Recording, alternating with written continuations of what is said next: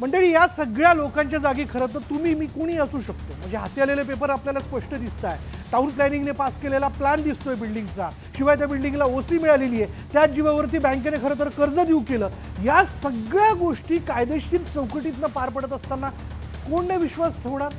आणि प्रत्येकजण तर असंच म्हणेल ना की हे घर जे आहे ते कायदेशीररित्या, म्हणजे इमारत ती कायदेशीररित्या उभी करण्यात आलेली आहे.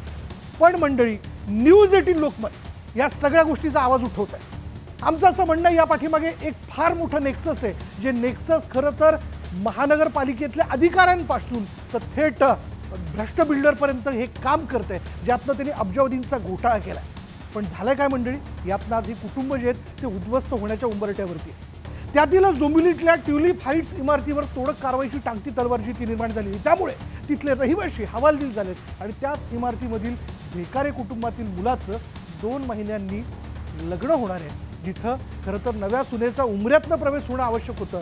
आता त्या उमऱ्यातनं त्यांना बाहेर पडावं लागते की काय, अशी परिस्थिती त्यांच्यावरती ओढावली आहे.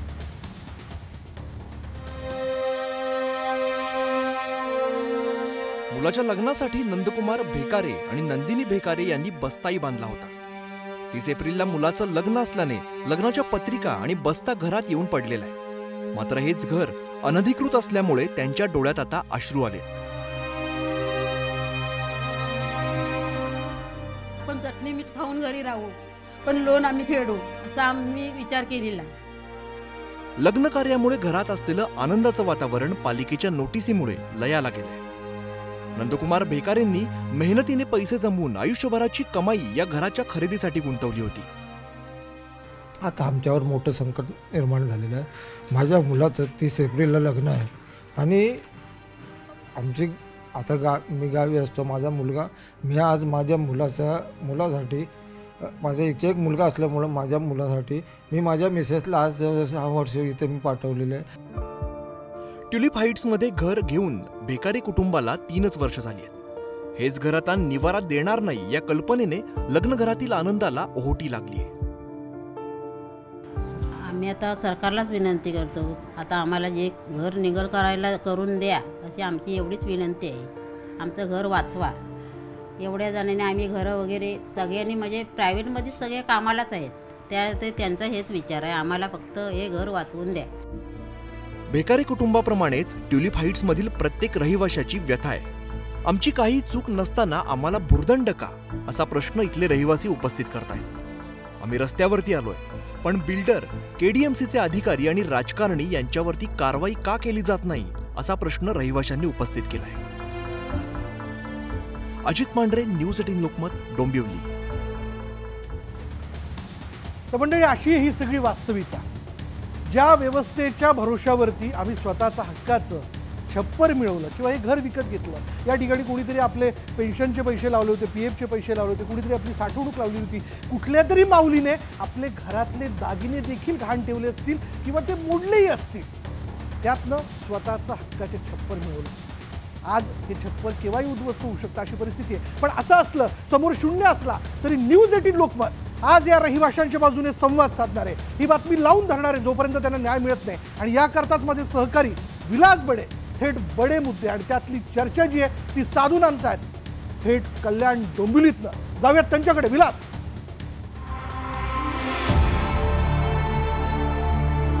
सगळं जमीन जुमळे विकून गावाला पण जायची लायकी नाही आमची राहिली.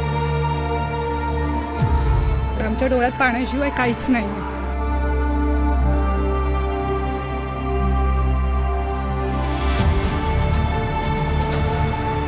31 वर्षाची फंड सर्व्हिस सगळी मी बिल्डरला दिली, ते कमी पडले म्हणून लोन काढलं.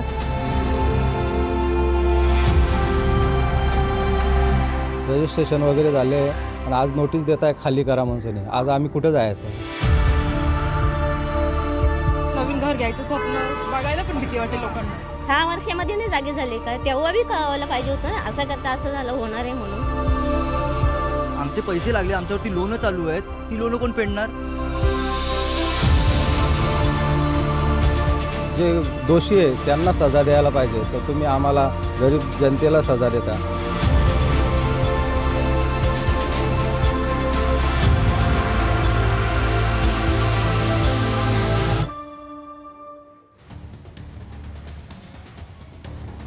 मंडळी नमस्कार. बडे मुद्देमध्ये आपल्या सगळ्यांचं स्वागत. रोजचा बडे मुद्दे आपल्या AC स्टुडिओमधून असो, चकचकीत असो, पण आज मात्र वेदनांच्या या शहरामध्ये आलोय, जिथं सामान्य माणूस आपलं घर वाचवण्यासाठी झगडा देतोय, संघर्ष करतोय. कल्याण डोंबिवली परिसरातल्या 65 इमारती जमीनदोस्त करण्याच्या संदर्भातलं काउंटडाऊन सुरू झालं. न्यायालयाच्या एका निर्णयाच्या नंतर या सगळ्या माणसांची घरं आज धोक्यात आली आहेत. त्यांच्यावर आभाळ कोसळलेला आहे आणि या सगळ्या माणसांची व्यथा आणि वेदना घेऊन न्यूज 18 लोकमत ग्राउंड झिरोवरून आज बडे मुद्दे आपण करणार आहोत. या सगळ्या माणसांना दिलासा मिळणार आहे का, हा सवाल आहे. सरकार या सगळ्यांची जी हजारो घरं आहेत ती वाचवणार आहे का, हा सवाल आहे. आणि त्यासाठी आपण कल्याण डोंबिवलीतल्या या सगळ्या नागरिकांशी संवाद साधणार आहोत. आपलं घर वाचवण्यासाठी ज्यांचा झगडा सुरू आहे, खरं तर या सगळ्या त्यांचा काहीच दोष नाहीये. जेव्हा मुंबईतला माणूस, शहरांमधला माणूस घर घेतो तेव्हा तो केवळ पैसे मोजून देत नाही, तर तो आपलं आयुष्य सुद्धा मोजून देत असतो. आपलं आयुष्य मोजून देणाऱ्या या सगळ्या कुटुंबांच्यावर आज आभाळ कोसळलंय, कारण पुढच्या काही तासात त्यांच्या घरावर बुलडोजर चालवा असा फतवा निघाला आणि न्यायालयाच्या त्या निर्णयाच्या नंतर या सगळ्यांचा जीव टांगणीला लागलाय. हे सगळे जे आपले नागरिक आहेत आज आपल्याशी बोलण्यासाठी इथं आहेत. हा प्रश्न इथल्या 6,500 कुटुंबियांचा आहे, पण आज हा प्रश्न इथल्या 6,500 कुटुंबियांचा असला तरी सुद्धा महाराष्ट्रातल्या अनेक ठिकाणी कुठलाही दोष नसताना आज या सगळ्यांना बेघर होण्याची वेळ आली आहे, रस्त्यावर येण्याची वेळ आली आहे. त्याला जबाबदार कोण आहे? ज्या प्रकारे इथल्या व्यवस्थेनं हातात हात घालून हा सगळा भ्रष्टाचार केला, 4,000 कोटींचा हा घोटाळा केला, 6,500 लोकांच्या जीवन मरणाचा प्रश्न आज इथं निर्माण झाल्यानंतर आज न्यूज 18 लोकमतच्या वतीनं सामान्य माणसाचा आवाज बुलंद करणं, त्यांचा आवाज सरकारपर्यंत पोहोचवणं या उद्देशानं न्यूज 18 लोकमत आज कल्याण डोंबिवलीमधल्या या 65 इमारतींचा प्रश्न घेऊन मैदानात उतरलेला आहे. या सगळ्यांना बेघर होण्यापासून आपल्याला वाचवायचंय. खरं तर या सगळ्यामध्ये न्यायालयाने जरी निर्णय दिलेला असला की या सगळ्या इमारती ह्याच त्या इमारती आहेत ज्या इमारती उभ्या करताना इथल्या माणसांनी आपल्या संसारात खरं तर पोटाला चिमटा काढला असेल आणि हे संसार उभे करताना आयुष्य पणाला लावलेला असेल. सगळीच जमापुंजी या एका घरासाठी माणूस देत असतो, पण हे सगळं देत असताना इथल्या माणसांना आज आपली घरं बेघर होण्याची वेळ आली आहे. याच इमारतींवर बुलडोजर चालणार. काउंटडाऊन सुरू झालंय. 24 तासाच्या आत ही कारवाई करा असं आदेश आलेले आहेत आणि त्यानंतर सरकारी यंत्रणा कामाला लागलेल्या असताना या सगळ्यांना दिलासा कोण देणार आहे, या सगळ्यांची घरं कोण वाचवणार आहे, हा सवाल आहे. मी विनंती करतो सगळ्यांना, हे इकडे सुद्धा बरेच जण आहेत, प्लीज इकडे या सगळेजण. मी इथल्या रहिवाशांशी संवाद साधणार आहे. शेवटचे काही तास उरलेले आहेत आणि या तासांमध्ये तुमची लढाई सुरू आहे. आयुष्याची जमापुंजी तुमची वाचवायची, तुमचं घर तुमचं वाचवायचंय. काय तुमचं नेमकं म्हणणं आहे? जसं तुम्ही म्हटलं की काउंटडाऊन स्टार्ट झालेलं आहे, अजूनपर्यंत जरी आम्हाला असं काय माहिती नव्हतं, पण खरंच जर का काउंटडाऊन स्टार्ट झालं असेल तर तो खरंच चुकीचा आहे. चुकीचा इन द सेन्स, जर तुम्ही एक घर ज्या वेळेला आम्ही घेतो, घर घेताना आम्ही आमच्या एका आयुष्याची किंमत जी आहे ती आम्ही अर्धी तिथे आम्ही टाकतो. पुढची जी अर्धी आयुष्याची जी कमाई आहे ती आम्ही एक्सपेक्ट करतो की पुढच्या 20 ते 25 वर्षामध्ये आम्ही लोनसाठी देऊ. आता जर का आमचं राहतं जर का घर गेलं, आम्ही ऑलरेडी प्रधानमंत्री आवास योजना, ते Awas Yojana in the sense हे पहिलंच आमचं घर आहे. जर का हे आमचा आवास किंवा हे आमचं जर का घर आमच्या हातातून निघालं तर पुढे आमची पिढी, आमच्या पुढच्या पिढी जे पण असतील, कारण आज जर का ह्या संकुलात जर का तुम्ही बघाल तर ऑन एन ॲव्हरेज सगळे बघाल तर सामान्य घरातली लोक आहेत, सामान्य कुटुंबातले जे सकाळी जातात संध्याकाळी ऑफिसमधून घरी येतात. आज एका महिन्याचा जर का त्यांना पगार नाही आला तर त्यांचं अख्खं आयुष्य बर्बाद होण्यावरती आलं. आणि त्या कंडिशनमध्ये जर का आमचं राहतच घर जर का आमच्याकडून निघून जात असेल तर हे सगळ्यात मोठी दुर्दैवी घटना आहे. खरं तर या सगळ्या घरांना वाचवण्यासाठी तुम्ही शर्थीचे प्रयत्न केले, पण या सगळ्यामध्ये तुमचा दोष काय आहे? खरं तर आज ही घरं उद्ध्वस्त होत असताना तुमचा सवाल आहे, आमचा दोष काय? ऍक्च्युअली तेच झालंय की जेव्हा आम्ही घरं घेतली होती तेव्हा डॉक्युमेंट आम्ही चेक केले होते. डॉक्युमेंट पूर्णपणे लिगली असं दाखवत होते. त्याच्यानंतर रेरा सर्टिफिकेट जेव्हा आला तर रेरा सर्टिफिकेटवर पण ते गेले 18-19 महिने तो डॉक्युमेंट दाखवत होता. मला एकच म्हणजे आमची काय चुकी आहे, कारण की आम्ही रेरा बघून किंवा माझे काही सहकारी ते रेरा बघून घेतले, आम्ही डॉक्युमेंट बघून घेतले, तेव्हा डॉक्युमेंट लिगल होते. त्याच्यानंतर आमचं प्युअर रजिस्ट्रेशन होते. स्टॅम्प ड्युटी आमच्याकडनं गव्हर्नमेंट आकारली जाते. जर आमचं अनलिगल होतं तर मग स्टॅम्प ड्युटी का घेतली 1-1.5 लाखाची स्टॅम्प ड्युटी आहे, काही कारणं 2 लाखाची स्टॅम्प ड्युटी आहे. ती स्टॅम्प ड्युटी आम्ही 2-2 लाख रुपये पे केली आहे. सरकारचं म्हणणं जर इनलिगल असेल तर मग आम्ही काय करायचं. आणि त्याच्यामध्ये पेपर बनवणारा किंवा बिल्डिंग बनवणारा हे आम्ही नव्हतो.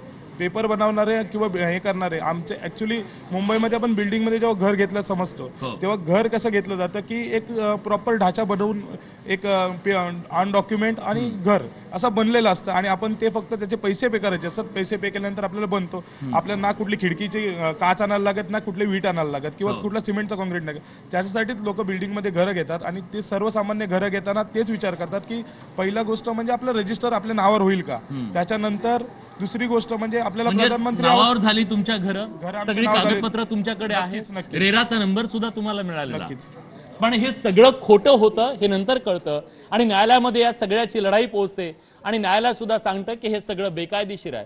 सवाल हा आहे की ज्यांनी हे बेकायदेशीर केलं त्यांचं काय, ज्यांनी हे बेकायदेशीर घरं या सामान्य माणसांना विकली त्यांचं काय, हा सवाल आहे.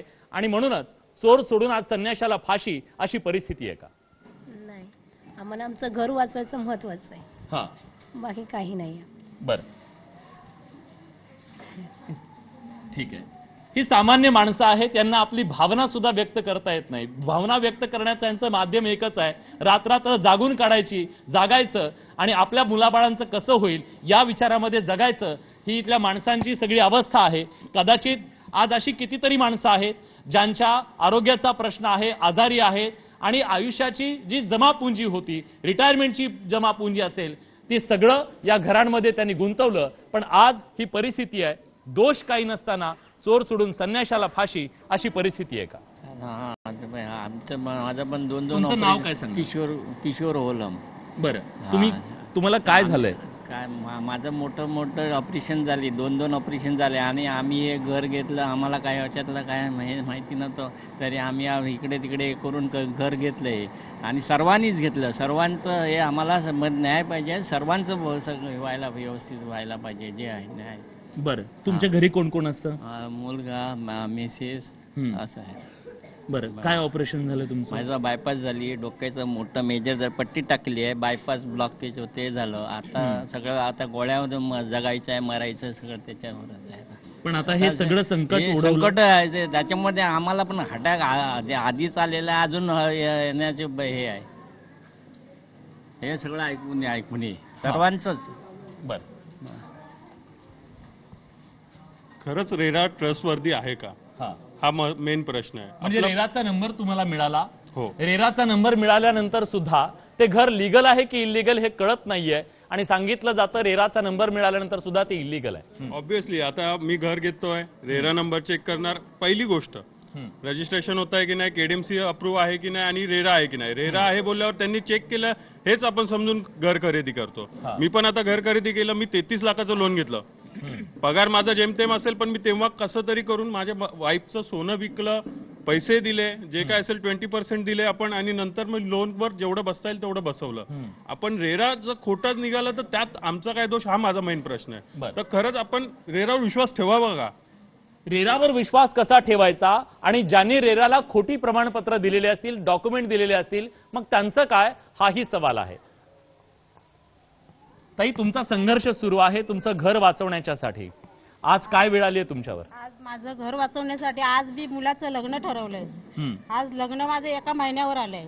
एप्रिलमध्ये लग्न आहे. आज माझी आज खरेदी करता करता आज नाकी न व्हायले लग्नासाठी.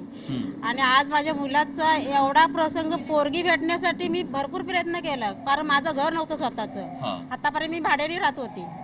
तर माझ्या मुलाने असं सांगितलं, आई आपण लग्न कसं करणार, घर आपल्याला आधी घर घ्यायला पाहिजे. तर आता माझं लग्न ठरलंय तर हा प्रॉब्लेम आलाय. तर आता त्या मुलीने माझ्या मुलाला जर नकार दिला, आता 1 महिन्यावर आलं तर माझ्या मुलाचं आयुष्य काय होणार.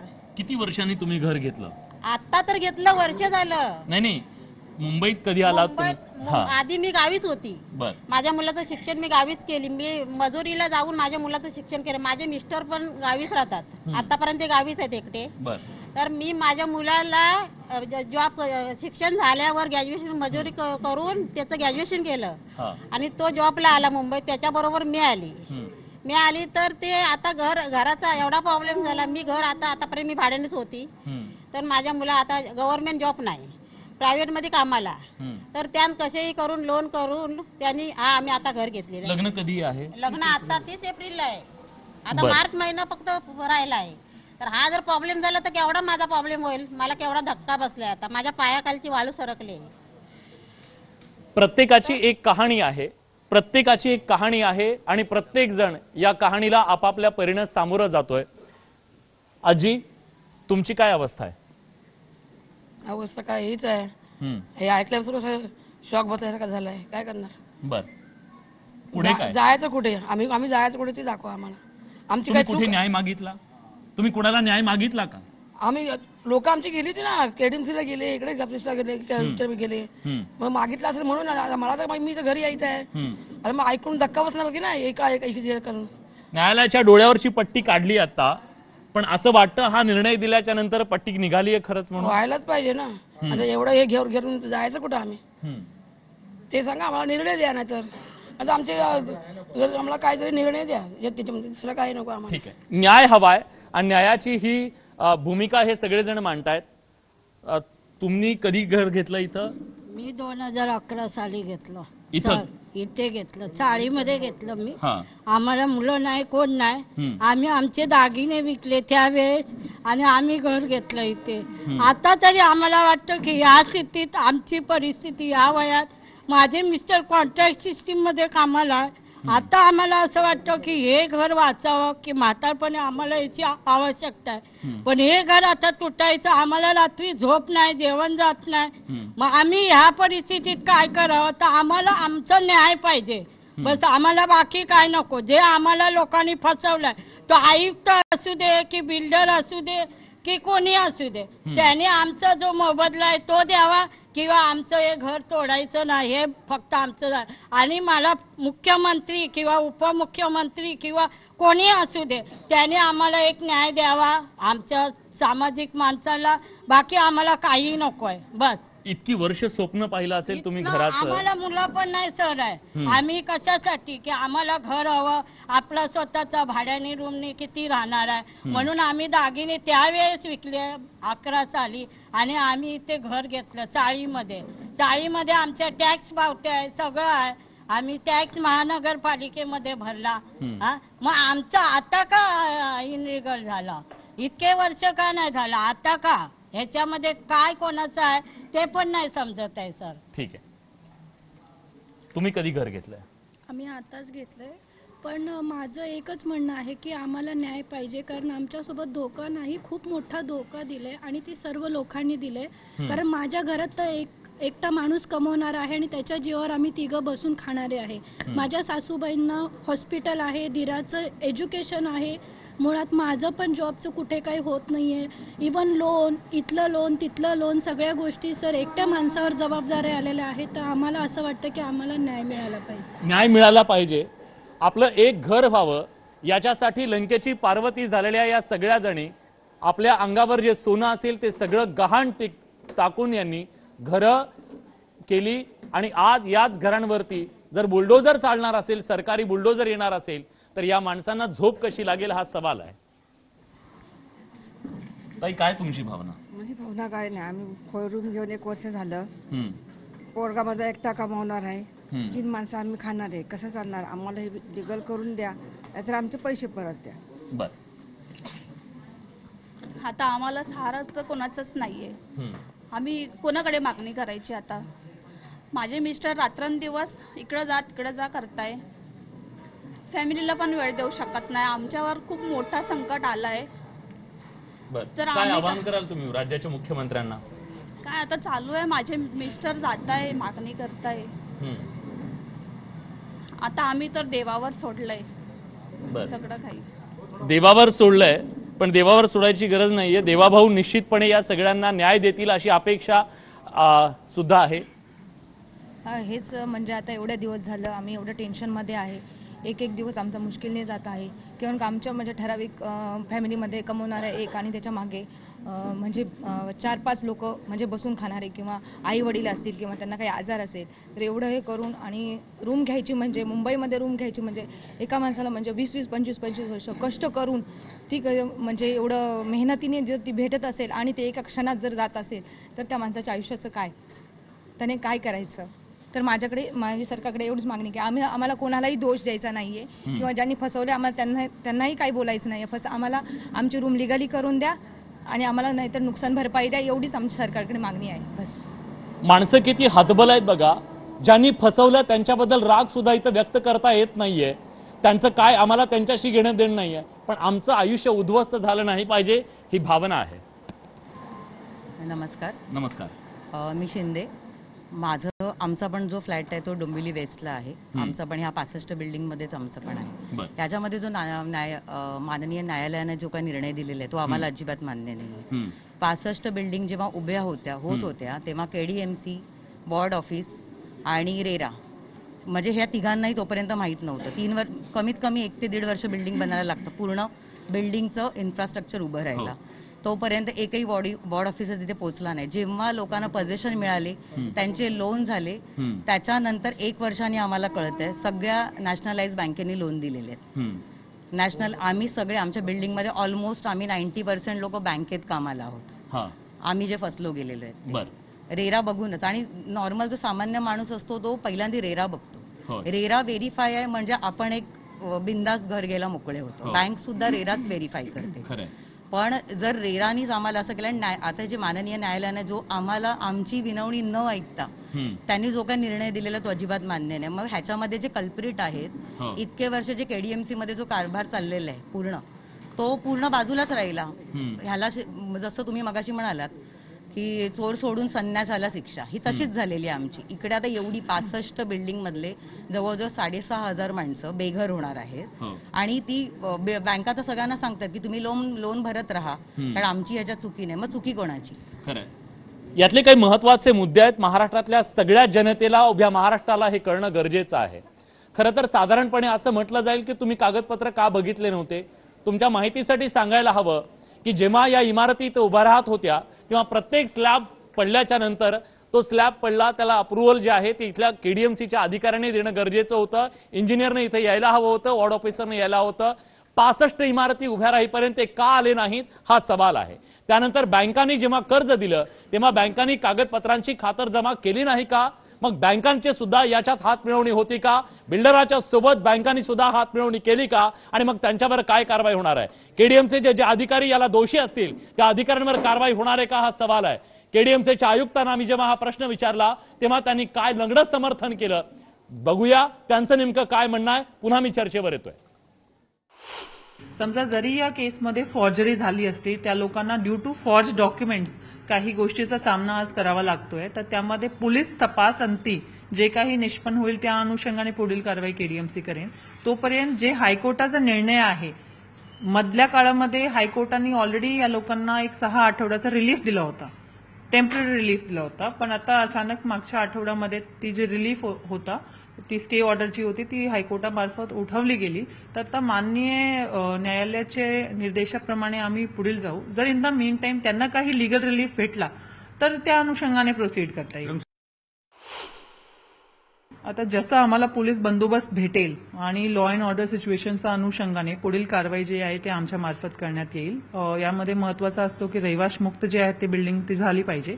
ती जशी झाली की तशी आम्हाला पुढील कारवाई करण्यात येईल. तर आता आपण बघतोय ही सगळी परिस्थिती काय सांगताय तर तुम्ही न्यायालयीन लढाई लढा. आता ह्या सगळ्यांनी आपलं सगळं सोडून न्यायालयीन लढाई लढायची. मग ही न्यायालयीन लढाई लढण्याची जबाबदारी सुद्धा काही जणांनी घेतली. जरी हायकोर्टानं, मुंबई उच्च न्यायालयानं दिलासा दिलेला नसला तरी सुद्धा या माणसांनी आता सुप्रीम कोर्टाचं सर्वोच्च दार ठोठावलेलं आहे. तुम्ही सर्वोच्च न्यायालयामध्ये आता गेलेला आहात. काय याचिका करते तुम्ही आहात, काय तुमचं नेमकं म्हणणं आहे? माझं एवढंच म्हणणं आहे की ऍक्च्युअली जे रेरा ऍक्ट आहे आणि रेरा ऍक्ट असा आहे की सर्वसामान्य माणसांची, जनतेची संरक्षण व्हावं त्यासाठी तो कायदा आला. आणि मी जेव्हा एक फसवणूक झाली तेव्हा मी त्याचसाठी गेलो. की या सर्व लोकांचं संरक्षण झालं पाहिजे. पण आज एवढा वाईट वाटतो की मी माझ्या कुठल्याच प्रेयर मध्ये बिल्डिंग पाडा हा उद्देशच नव्हता. कुठे माझी प्रेयर सुद्धा नव्हती का बिल्डिंग पाडावं. ज्या पर्पज साठी गेला की शासनाच्या जेवढे पण डिपार्टमेंट्स त्यांच्यामध्ये कॉर्डिनेशन म्हणजे रेरा, महानगरपालिका, रजिस्ट्रेशन यांचा सर्वांचा कॉर्डिनेशन व्हावं, म्हणजे ही फसवणूक होणार नाही त्या दृष्टिकोनात मी फसवणूक केली कोणी? हे फसवणूक केली, ह्या सगळ्या लोकांना फसवलंय कोणी? त्यांची फसवणूक जी काही केली सर्वप्रथम मी याला केडीएमसीला जबाबदार मानेल. कारण जेव्हा या बिल्डिंग उभ्या राहत होत्या तेव्हा यांचे वॉर्ड ऑफिसर इथे येऊन सर्व पॅकेट घेऊन गेले. जर त्यावेळेसच रोखले असते तर आज ही लोक फसली नसती. त्यानंतर तेव्हा पाकिटं घेऊन गेली, ही प्रत्येक मजल्याची पाकिटं पोहोचली, पण इमारत रोखावी तेव्हा इलिगल आहे कळलं नाही. वर्षानुवर्षे ही सगळी कामं सुरू असताना सुद्धा त्याबद्दल काढलेला नाही, उच्चारला नाही, पाकिटं घेऊन गेली आणि म्हणून हे सगळं उभं राहिलं हा आरोप केला जातोय. दुसरी गोष्ट अशी की ज्या टायमाला रेराचा जेव्हा सर्टिफिकेट दिला जात होता तेव्हा त्यांनी ते सर्टिफाय करून ते चेक करून त्यांनी स्क्रुटिनी करून बघून द्यायला पाहिजे होते. त्यांनी दिले नाही. आणि दिल्यानंतर पण जेव्हा त्यांनी हे रद्द केले तेव्हा सेक्शन 60 खाली तेव्हा या प्रोजेक्टचं व्हॅल्युएशन काढून ते 5% पेनल्टी लावायला पाहिजे होती. ती पेनल्टी लावली नाही. ती पेनल्टी आज लावलेली असती तर ती पेनल्टी या लोकांना आज कंपेन्सेट करू शकले असते. दुसरी गोष्ट अशी की महानगरपालिकेच्या ऑफिसर लोकांनी कंपेन्सेट केला पाहिजे, रेरा अथॉरिटीनी कंपेन्सेट केला पाहिजे. दुसरा प्रधानमंत्री आवास योजना अंतर्गत जर पैसे येतात म्हणजे जवळजवळ माझ्या अंदाजाने तरी 100 कोटी तरी रक्कम आलेली आहे. जर ही आली आहे तर ह्या central government, state government, KDMC आणि हे जे बिल्डर्स आहेत यांनी सर्वांनी या लोकांना कंपेन्सेट करून दिला पाहिजे. कारण आज बऱ्याचशा बिल्डिंग अशा ठिकाणी कदाचित या लोकांना माहिती नसतील पण 32 रिझर्वेशन आहेत. 32 रिझर्वेशन मध्ये या 65 बिल्डिंग 65 उभ्या आहेत. तर ह्या कशा रेग्युलाइज होतील? म्हणजे ही एवढी मोठी फसवणूक ह्या लोकांना, सर्वसामान्य लोकांना ते कायदे किंवा काही गोष्टी कळत नाही. पण मी त्या अधिकाऱ्यांवर, त्या भ्रष्ट अधिकाऱ्यांवर काही कारवाई झाली का? नाही झाली. ती झाली पाहिजे. अजून त्यांच्यावर कारवाई नाही. मग हे चोर सोडून संन्याशाला फाशी आहे? हे चुकीचं. बरोबर आहे, त्यांना चोर सोडून संन्यासाला फाशी आहे, हे चुकीचं आहे. आता हे सर्वांच्या 10वीच्या 12वीच्या एक्झाम आलेल्या आहेत, ही सर्वसामान्य लोक जाणार कुठे? माझ्या काही तरुण आहेत आता, या बाळांनो पुढे या. ही 10वी 12वीची मुलं आहेत आता. तुझं नाव काय बाळा? कौशिक येरुणकर. कितवीला आहे तू? 10वीला आहे. तू? ऋषिकेश गावडे 12वीला. 12वीला आहे. हा ऋषिकेश 12वीला आहे, हा 10वीला आहे. आता घरामध्ये उद्या पेपर असताना या मुलांना कळतंय की उद्या आपलं घर पडणार आहे, उद्या आपल्याला बेघर व्हावं लागणार आहे. बाळा, ह्या सगळ्याचा तुझ्या अभ्यासावर परिणाम होत असेल? हो. काय वाटतं घरात काय ती चर्चा असेल, आई वडील टेन्शन मध्ये असतील, तुलाही टेन्शन येते ह्या सगळ्या गोष्टींचं? अभ्यास होत नाही माझा, कारण नुसतं दिवस रात्र मीटिंग चालू आहेत, घरचे रडतायत, काय कळतच नाही. पेपर लिहायला गेलो तो नुसतं घर दिसतंय डोळ्यासमोर, आठवतच नाही काय उत्तर. तू बोलतोयस तर माझ्या अंगावर काटा येतोय. सांगा ना, या महाराष्ट्रामध्ये या चिमुकल्यांचा दोष काय, यांचा दोष काय, यांचं भविष्य अंधारात काय, हा सवाल आहे. माझं पण तसं होतंय. पेपर लिहायला गेलो तर माझं लक्ष घराकडे जात आहे आणि रडायला पण येत आहे. रडायला येत आहे? आई वडिलांना धीर देतो तू? काय म्हणतात ते तुला? ते बोलतात की घाबरू नको, होईल बिल्डिंग. हा, तू मित्र पण ती चर्चा करता? ज्या घरात तू पहिल्यांदा आला असशील तेव्हा काय वाटलं होतं? वाटलेलं चांगलं होईल सगळं आणि माझा पेपर पण चांगला जाईल, पण आता चांगलं होतच नाही पेपर. आता बघा ही परिस्थिती काय आहे. आई वडील मुलांना धीर देत आहेत, मुलं आई वडिलांना धीर देत आहेत. अरे यांचा वाली कोणी आहे की नाही हा सवाल आहे. यांना कोणीतरी सांगेल की नाही, जे दोषी असतील त्यांच्यावर कारवाई करू पण तुम्हाला बेघर सोडणार नाही, हा सवाल आहे. तुमची काय अवस्था आहे? मेरी अवस्था है, मेरे आदमी, मेरा तभी उसका तब हार्ट अटैक है, सब है, उसको 2 लड़की है, उसका शादी करने का है. मैं 2012 से रह रही हूँ, लेकिन मेरे को बहुत तकलीफ है. अभी ऐसा रहेगा तो हम लोग कहाँ जाएंगे बच्चे लोग को छोड़ के? आपल्या मुलांना सोडून कुठं जायचं? आज हा चिमुकलं बाळ कडेवर घेऊन ही माऊली इथं आलेली आहे. प्रत्येकाच्या डोळ्यात एक वेदना आहे, आक्रोश आहे, पण भांडायचं कुणाला हेही इथल्या माणसांना कळत नाही हो. आज यांना फक्त एकच कळतंय, आम्हाला न्याय हवाय, आमचं घर कुणीतरी वाचवा. हे घर वाचणार कसं? काही समजत नाही, काय बोलावं सुचत पण नाहीये. 2 मुली आहेत, आता शिक्षणाचा खर्च आहे. मोठी मुलगी आता 1ली मध्ये जाईल, तिचं ऍडमिशनचं, घराचं टेन्शन, एक तर एकट्यावरती एका माणसावरती जबाबदारी सर्वांची. मुलांमुळे माझा जॉब सोडला. आता पुढे कसं काय होणार काहीच सुचत नाहीये. काय होईल काय नाही, देवावरती भरोसा ठेवलाय, देव मार्ग दाखवेलच काही ना काही. पण खरंच काहीच समजत नाही काय बोलावं ते. ही कहाणी एकाची नाहीये, प्रत्येकाची हीच कहाणी आहे. ही कोण माणसं आहेत?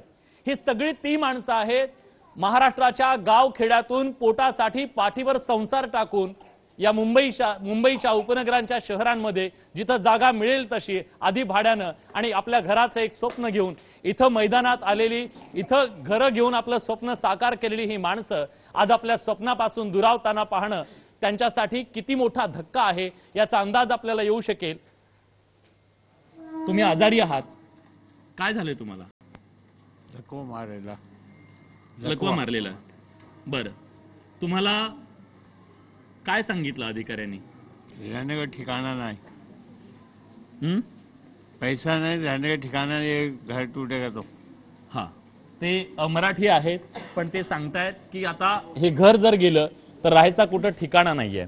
मला तुम्हाला विचारायचंय, तुम्ही या इमारतींचं काय काय बिलं, कुठली कुठली बिलं दिली आहेत आतापर्यंत?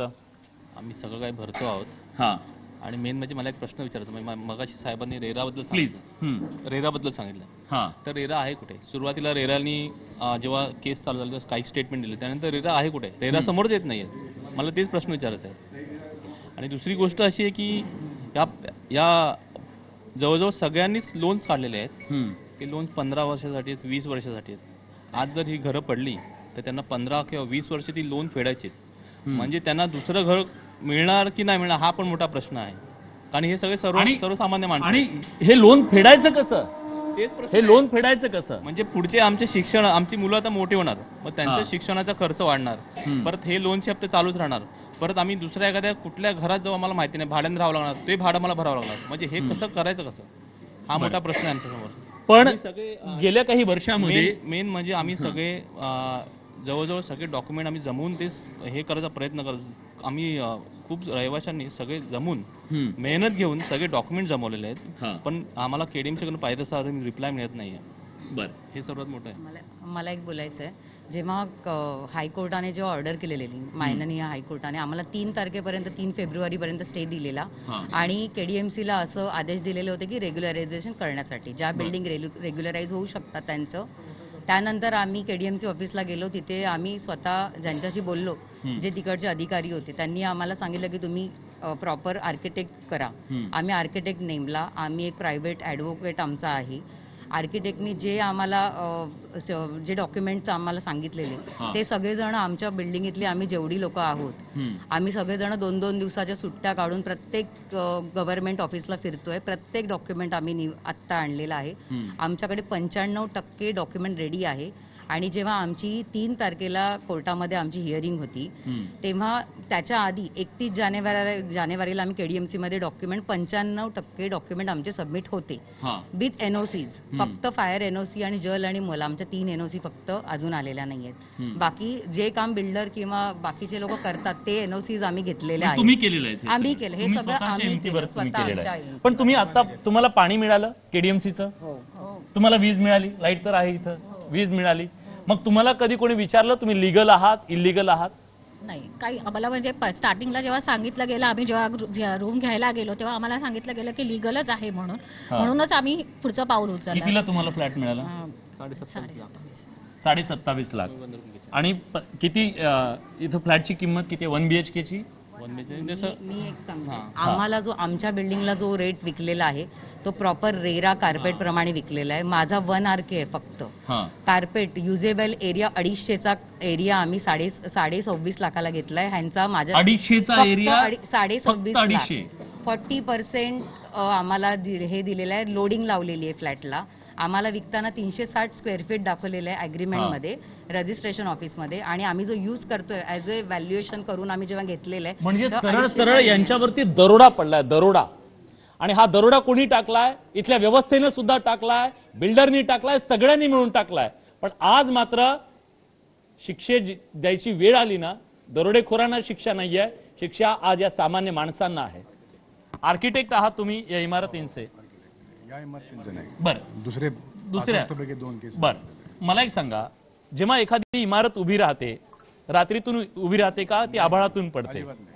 अशा इलिगल इमारती जेव्हा डिक्लेअर केल्या जातात त्याच्यात दोषी कोण? सर्व इन्व्हॉल्ड स्टार्टपासून फिनिशपर्यंत जी यंत्रणा असते ती सगळी इन्व्हॉल्ड असते. बिल्डिंग सुरुवात होते खड्डे खोदण्यापासून तर रंग लागेपर्यंत जी अथॉरिटी इन्व्हॉल्ड होते त्या सगळ्यात जबाबदार असतात त्याच्यामध्ये. बरं, पण आता या सगळ्यांना एक आशा आहे, अपेक्षा आहे की आपलं घर रेग्युलराइज होईल, अधिकृत ठरेल, याच्यासाठी ही सगळी लढाई सुरू आहे. हे होऊ शकेल का?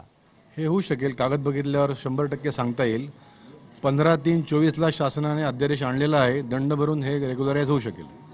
बरं, पण तशी राजकीय इच्छाशक्ती दिसतेय तुम्हाला? अध्यादेश आहेच ना.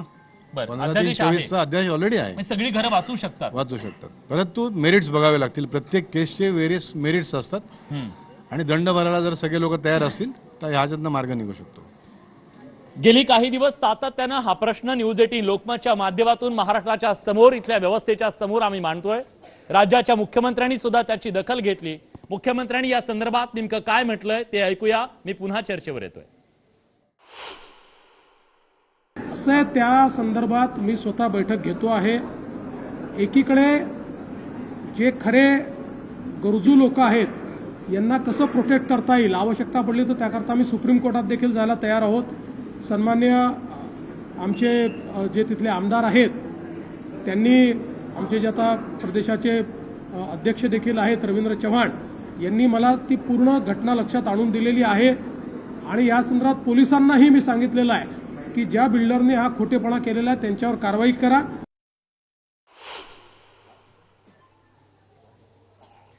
तर आता सरकार असं सांगतंय, मुख्यमंत्र्यांनी सांगितलं की जे बिल्डर असतील त्यांच्यावर कारवाई करा. त्यांच्यावर कारवाई कधी होते माहित नाही, पण आता मात्र या सगळ्यांच्या घरावर कारवाई उद्या सुरू होणार असं सांगितलं जातंय. जसजसं काउंटडाऊन सुरू झालं तसतसं या सगळ्या माणसांचा जीव टांगणीला लागलेला आहे. आता तुमची इथल्या व्यवस्थेकडून, सरकारकडून काय अपेक्षा आहे?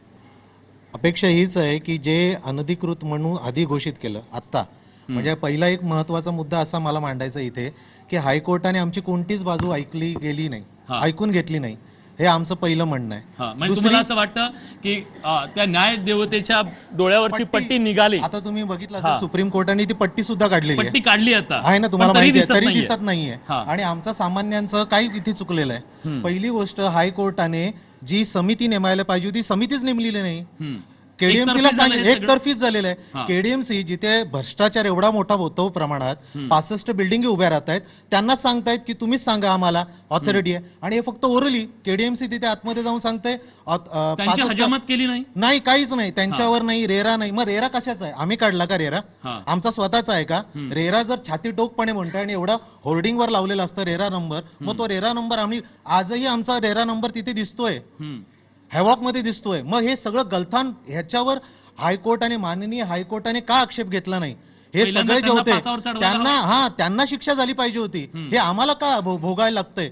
आम्ही याच्यात काय आहे? आमची माननीय हायकोर्टाने एवढं सांगावं आमचा दोष काय आहे. जर रेरा नंबर आहे आमच्या, माननीय हायकोर्टाला हे सुद्धा माहिती आहे की नॅशनलाइज बँका फक्त अधिकृत जे आहेत त्यांनाच देतात, अनधिकृतांना मग टाळायला काय? मग तेच आहे ना, मग आम्हाला सरकारकडनं हेच आहे.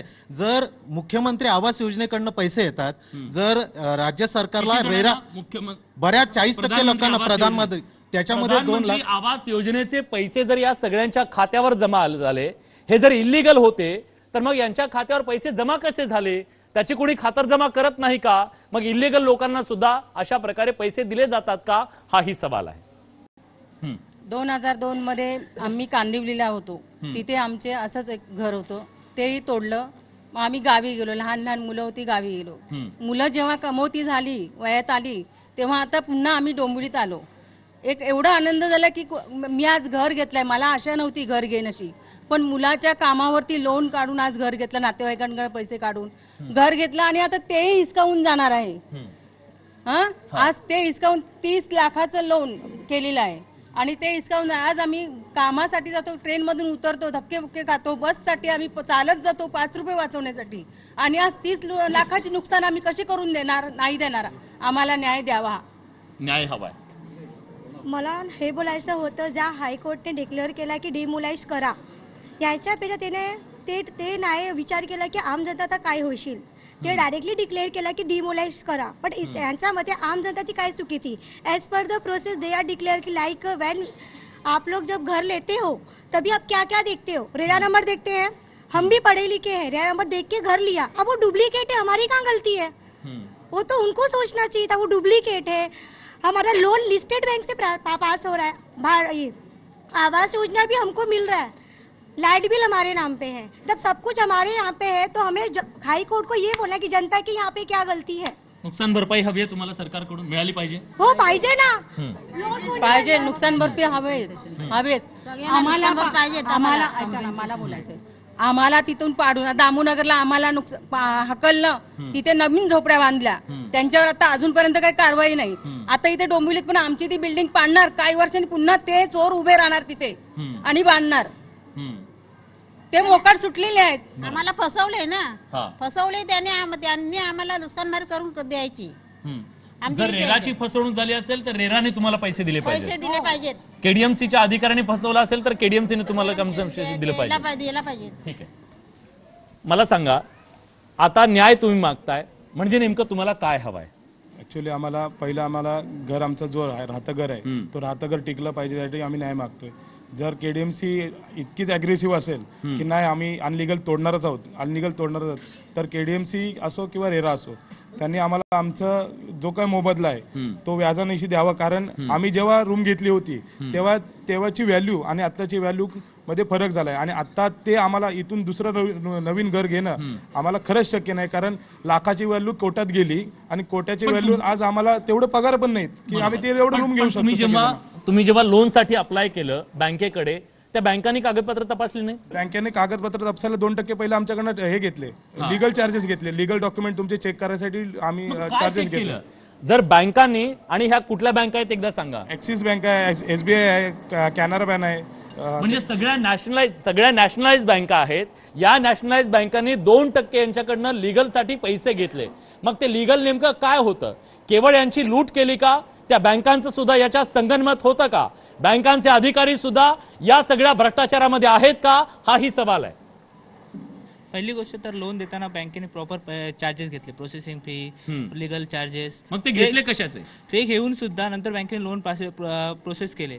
ते मला समजत नाही, जर तुम्हाला जर इनलिगल होते तेव्हाच जर लोन स्टॉप केलं असतं की त्या बँकवाल्याने जरी आम्हाला सांगितलं असतं की ही कन्स्ट्रक्शन अनलिगल आहे, तरी आम्ही तिथेच जरी स्टॉप झालो असतो तरी आमचा एवढा लॉस नसता. तर आता कमीत कमी आम्हाला ज्यांनी हे जेवढं फ्रॉड झाले, ईएमआय मागायला येतात, जर एकही हप्ता जर तुम्ही बुडवला तर तुमच्या सिबिलवर इफेक्ट पडतोय. ऑफिसमध्ये जसे ते कंटिन्युअसली ऑफिसला फोन करतात, हे करायचं काय? मला सांगा, बँकांचे अधिकारी सुद्धा याच्यात सामील आहेत का? सर्वच आहेत, यामध्ये असं कोणी नाही आहे. सरकार आहे म्हणजे जर का सेंट्रल गव्हर्नमेंट आहे त्याचे पैसे घेतले, राज्य सरकार आहे, रेरा आहे, केडीएमसी आहे, मग आम्ही यांच्यात कुठे? आम्ही तळालाच झालो ना. बरोबर, आम्ही काढले गेलेलो आहोत, पूर्ण काढले गेलेलो आहोत. आता फक्त माती टाकायची बाकी यांची. भारताच्या, मी महाराष्ट्राच्या नाही म्हणत, भारताच्या इतिहासातला हा असा एकमेव घोटाळा असेल ज्या घोटाळ्यामध्ये इथली सडलेली व्यवस्था आणि बाहेरच्या सुद्धा व्यवस्था प्रत्येकाने इथं आपलं उखळ पांढरं करून घेण्याचा प्रयत्न केलेला आहे. इथल्या माणसांची शुद्ध फसवणूक, घोर फसवणूक केली आहे. यांना दिवसा ढवळ्या कागदोपत्री लुटलेलं आहे, आणि हे लुटलेलं असताना या सगळ्यांना आज न्याय हवाय. आज सगळेजण म्हणतात व्यवस्थेवर विश्वास नाहीये, देव आम्हाला वाचवेल. पण देव वाचवेल की नाही माहित नाहीये, पण ह्या सगळ्यांच्या अपेक्षा एक सुद्धा आहे, देवाभाऊ या सगळ्यांना नक्की वाचवतील. आणि आज राज्याच्या मुख्यमंत्र्यांनी या सगळ्याची गंभीर दखल घेऊन या सगळ्यांची उद्या पडणारी घरं, या घरांवर चालणारा बुलडोजर थांबवायला हवा. या सगळ्यांना आज न्याय हवाय. आज या माऊलींना, या चिल्या पिल्यांना सरकारकडून न्याय हवाय. जो अन्याय यांच्यावरती झालाय तो अन्याय दूर होतो का? 65 इमारती आणि त्याच्यामधल्या 6,500 घरांमधली हजारो ही कुटुंब आणि हजारो माणसं आहेत आज जे आशेनं बसली आहेत. आज यांची झोप उडाली आहे, पायाखालची वाळू सरकली आहे. त्यांना न्याय हवाय. न्याय इथली व्यवस्था देते का? फसवणूक करणारी व्यवस्था न्याय कशी देईल? न्यायालयानं आपल्या डोळ्यावरची पट्टी काढली, पण त्याला सत्य कधी दिसेल हा सवाल आहे. पण व्यवस्था इथली अशीच आहे. लोकशाहीमध्ये पुन्हा न्यायालयाच्या दारात जाऊन ही माणसं सुप्रीम कोर्टात उभी आहेत, तिथं तरी न्याय मिळेल अशी आशा करूया. पण या माणसांचा आवाज इथल्या व्यवस्थेपर्यंत पोहोचेल यासाठी न्यूज 18 लोकमत त्यांच्या खांद्याला खांदा लावून लढत राहील. बडे मुद्देमध्ये आज आपण इथेच थांबतोय. धन्यवाद.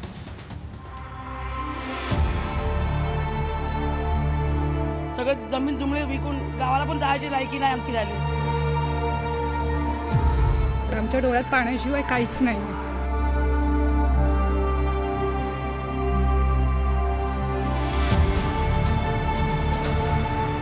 21 वर्षाची फंड सर्व्हिस सगळी मी बिल्डरला दिली, ते कमी पडले म्हणून लोन काढलं.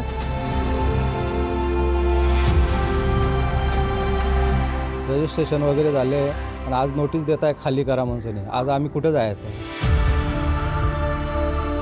नवीन घर घ्यायचं स्वप्न बघायला पण भीती वाटते लोकांना. 6 वर्षामध्ये नाही जागे झाले का, तेव्हा बी कळवायला पाहिजे होतं ना, असं करता असं झालं होणार आहे म्हणून. आमचे पैसे लागले, आमच्यावरती लोन चालू आहेत, ती लोन कोण फेडणार? जे दोषी आहे त्यांना सजा द्यायला पाहिजे, तर तुम्ही आम्हाला गरीब जनतेला सजा देता.